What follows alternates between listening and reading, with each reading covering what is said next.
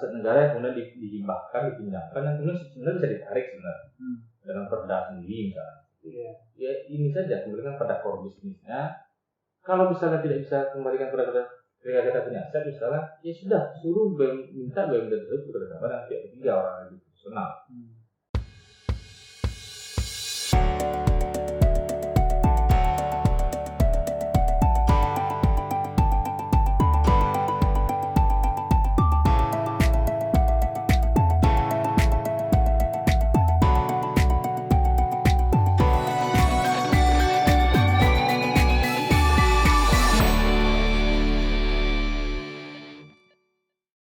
Oke, kerabat Analis TV, kita lanjutkan perbincangan dengan Bung Azre, akademisi kita yang luar biasa, yang selalu memberi perhatian untuk pelayanan publik, terutama di sektor BUMN.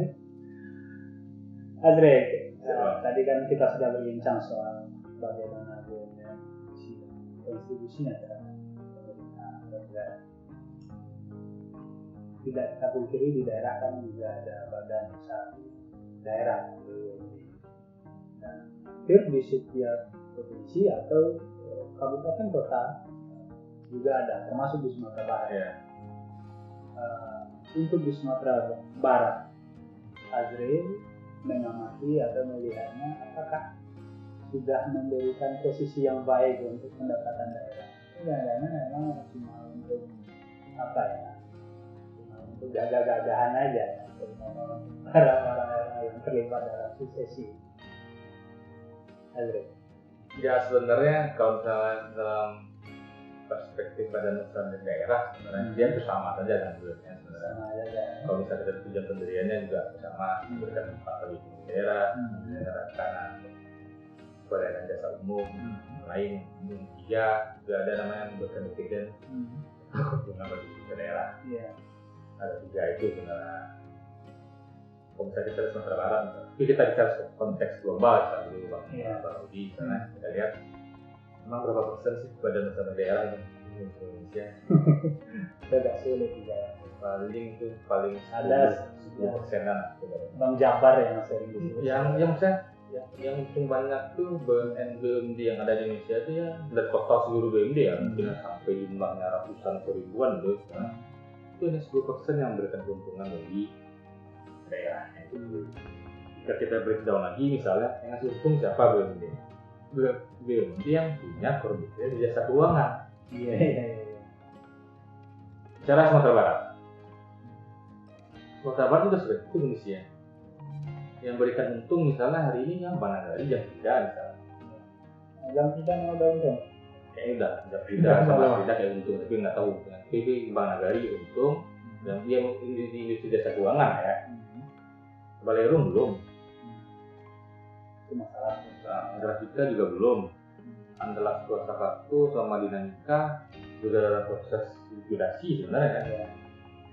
Jadi itulah gambaran umum bagaimana misalnya proses berpunya pikiran tentang negara ini nggak cocok jualan. Negara nggak cocok berbisnis lah ya. Ya inilah fakta-fakta. Tapi negara sukanya berpolitik aja. Ya masalahnya politik ini dimasukin ke dalam konteks-konteks bisnis ini. Itu bangsa yang baru kita lihat ada ya dari Indonesia bisa sebagian nggak sampai 10% yang itu dan untung pun nggak usah di breakdown lagi ya lembaga BUMD yang punya core bisnisnya di bidang keuangan ya. Kalau di uang berarti hanya di provinsi berarti kabupaten kota jarang yang ini berarti ya hampir sama kondisi itu. Mungkin kalau PDM karena ada sistem subsidi misalnya dia. Ada saya nggak tahu apakah di Sumatera Barat ini ada beberapa BUMD yang BUMD yang pasti ada itu kan PDM lah pasti lah. Kalau PDM kan punya regulasi sendiri. Punya regulasi sendiri dia. Biasanya dengan konsumen sekian ratus ribu baru memberikan pendapatan. Iya. Karena mereka ada ini juga bentuk dari bagian jasa pelayanan tadi sebenarnya pada masyarakat. Itu kan. Tapi tetap PDM mungkin juga karena kita maklumi lah misalnya tidak dalam posisi memberikan dividen misalnya. Karena memang misalnya THR-nya susah naik, THR yang murah misalnya, bocoran yang tinggi misalnya. Tapi kan itu pada aspek tata kelola. Tapi nggak tahu ya di daerah juga saya rasa juga belum ada yang beruntung kan. Kalau misalnya nggak tahu di Padang itu ada Padang Sejahtera Mandiri misalnya. nggak tahu udah hukum atau belum saat ini. Belum kita kalau kita di websitenya nggak pernah kita lihat ada laporan keuangannya. Mestinya ada ya. Kalau misalnya di Undang-Undang Keterbukaan Informasi itu salah satu syarat itu BMD itu juga terikat dengan Undang-Undang Keterbukaan Informasi ya.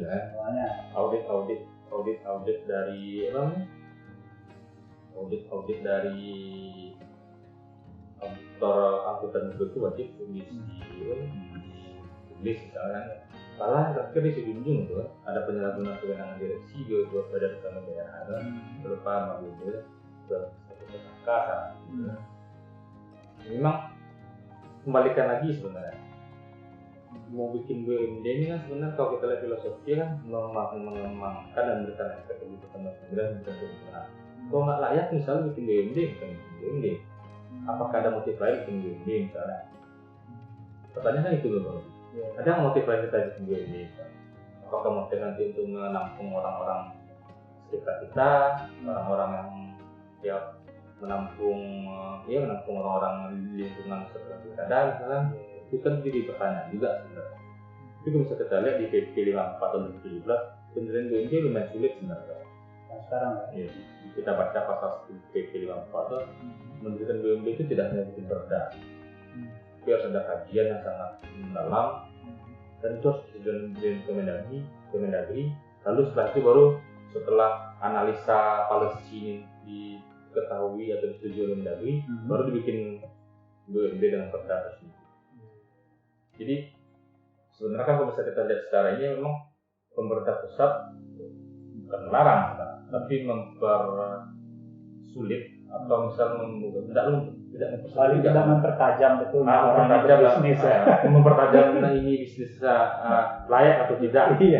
Karena harus ada rencana bisnis, APBD 5 tahun atau 3 tahun terakhir itu core bisnisnya apa dan lainnya. Karena dinilai juga kemampuan APBD dalam penyertaan modal kan dinilai juga. Ya. Satu lagi gini, banyak BUMD kita ini nggak fokus juga bisnisnya. Ada sebuah BUMD di sebuah daerah misalnya, seluruh bisnis usaha itu ada dalam bidang perda. Usaha parkir, usaha perhotelan, usaha semen, usaha pariwisata, ada sekitar berapa jenis usaha. Mereka di perda kan diatur itu Bang Budi. Jenis usaha yang sama. Seluruhnya ada semua, ada usaha parkir, usaha hotel, usaha macam-macam semua jenisnya. Sampai usaha semen pun ada, distributor semen dia ada semua dibikin di dalam. Mau ngapain? Ini kayak usaha apa lu mau gua ada sebenarnya dia itu kan. Nah itu. Fokus saja sebenarnya sama usaha situ misalnya. Kalau misalnya kita punya aset misal dalam bidang perhotelan misalnya, fokus saja bidang usaha perhotelan kerjasama dengan pihak ketiga misalnya, BUMD satu, lalu kerjasama dengan pihak ketiga. Ini yang sekarang misalnya karena nggak fokus ini sebenarnya akhirnya mengakibatkan juga bisnisnya nggak jelas apa yang mau dikerjain misalnya. Atau juga bisnisnya kadang-kadang cuma pelimpah-limpahan dari limpah-limpahan dari aset pemerintah aja misalnya. Misalnya pemerintah punya aset wisata misalnya, selama ini dikelola dinas pariwisata, lalu sekarang dibikin perumda untuk mengelola BUMD tersebut. Kan kayak disuapin terus misalnya. Lalu bikin usaha transportasi, selama ini Pemda BU yang ngelola Badan Layanan Umum, lalu sekarang pemerintah bikin sistem transportasi yang dikelola oleh BUMD misalnya. Jadi memindahkan kantong kanan pemerintah ke kantong kiri saja sebenarnya. Di Padang kan ada. Iya. Jadi seperti itu misalnya. Tapi persoalannya memang sama enggak? Misalnya persoalan core bisnis ya. Iya, hampir mirip sebenarnya. Tapi kalau misalnya satu sisi misalnya kalau pengangkatan regulasi, pengangkatan direksi komisaris misalnya di PP 54 itu diatur sebenarnya. Kalau misalnya pengangkatan komisaris sama direksi itu harus melalui komisal. Kalau misalnya di pusat di BUMN itu ada aturan seperti itu, tapi nggak melalui komisal. Tapi ada kayak meeting komisaris atau ada kabes. Jelas untuk orang yang buka misalnya. Tapi kalau misalnya di BUMD itu harus ada ini harus ada komisal lagi. Misal sebenarnya niatnya itu kan untuk mengurangi intervensi, tapi kan kembali lagi kepada niat pemegang modal. Apakah komisal ini hanya sebagai sebuah jalan untuk memuluskan atau jalan kebenaran untuk mengangkat orang-orang mereka, itu butuh kajian yang benar-benar lanjut. Karena saya nggak pernah meneliti itu sih. Saya pernah meneliti itu sebenarnya bicara tata kelola BUMD saja. Dan banyak direksi perusahaan ini di level BUMD di Sumatera Barat yang kurang paham atau misalnya tidak aktif terhadap tata kelola perusahaan yang baik. Termasuk SDM yang lainnya di tingkat. Iya, salah itu juga.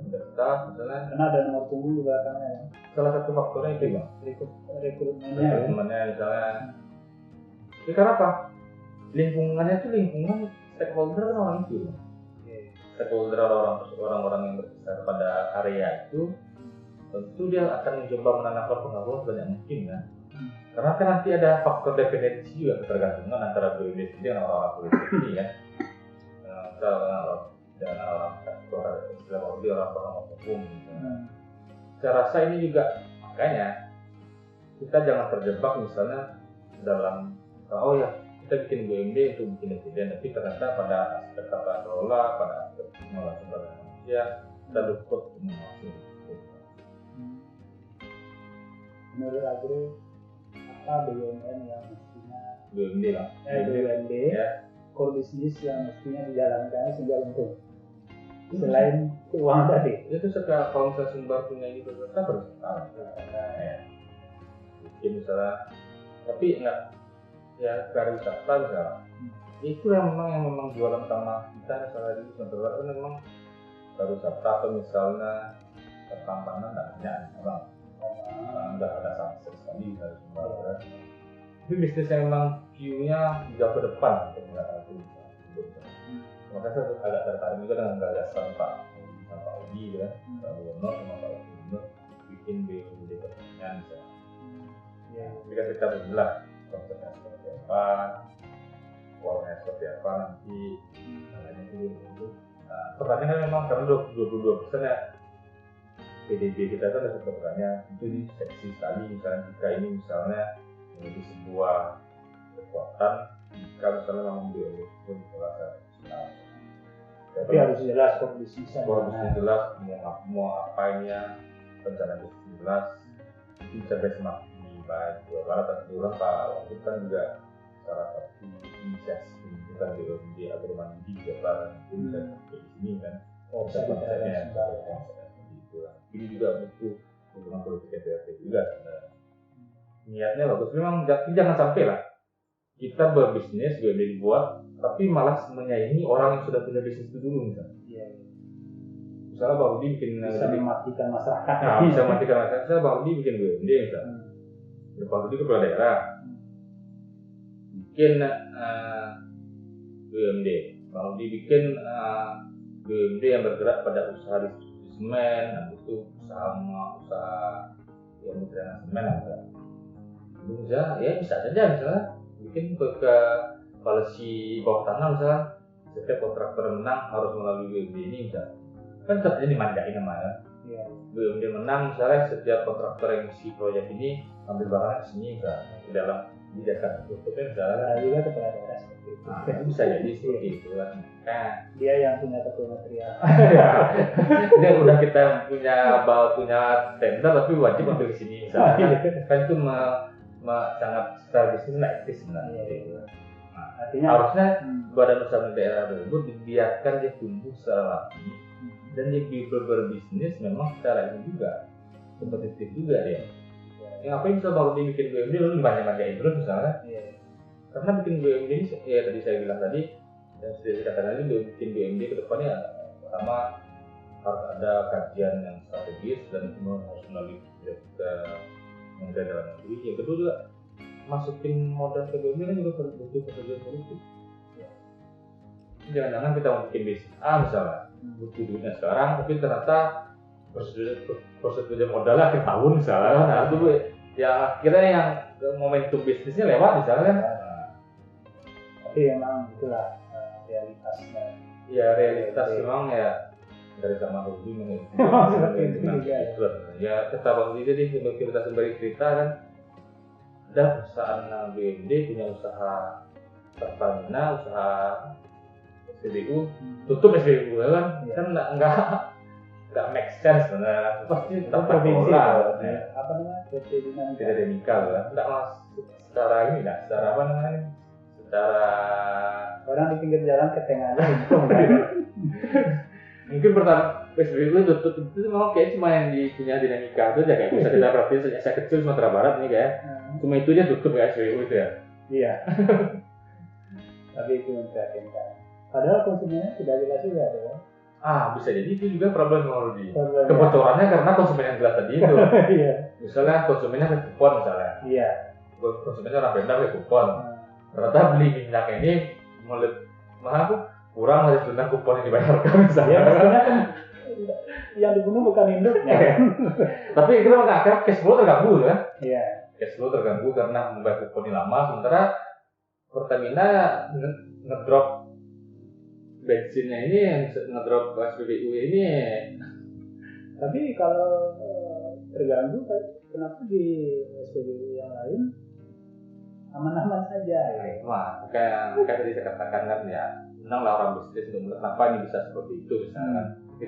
Kita bicara aspek teknis bisnis sebenarnya. Kalau misalnya dalam pemahaman aja sebenarnya memang ya bola di sana, tapi kalau misalnya aspek bisnis tentu ada hal yang detail yang bisa dilihat misalnya. Tadi Andre, jadi ke depan apa yang harus dilakukan? Kalau memang BUMD ini masih diharapkan sebagai sektor yang memberikan pendapatan ya. Apa yang harus dilakukan? Pertama yang dibenahi itu misalnya memang kembalikan BUMD ini pada filosofi awalnya dari itu menggunakan kebijakan. Jika BUMD tersebut tidak mempunyai atau lari dari tujuan tersebut misalnya ya nggak usah bikin BUMD sebenarnya. Nggak usah bikin, kalaupun misalnya BUMD yang ada sakitan kan jadi likuidasi saja. Atau misalnya BUMD tersebut dalam 5 tahun terakhir atau sudah berdiri itu nggak pernah keuntungan sudah berbeda misalnya. Ya betul saja karena mereka mengelola aset negara. Aset negara yang kemudian dihibahkan, dipindahkan, yang kemudian sebenarnya bisa ditarik sebenarnya dengan perda sendiri misalnya. Ya ini saja sebenarnya pada core bisnisnya. Kalau misalnya tidak bisa kembalikan kepada ketika kita punya aset misalnya, ya sudah suruh minta BUMD itu kepada pihak ketiga orang yang profesional.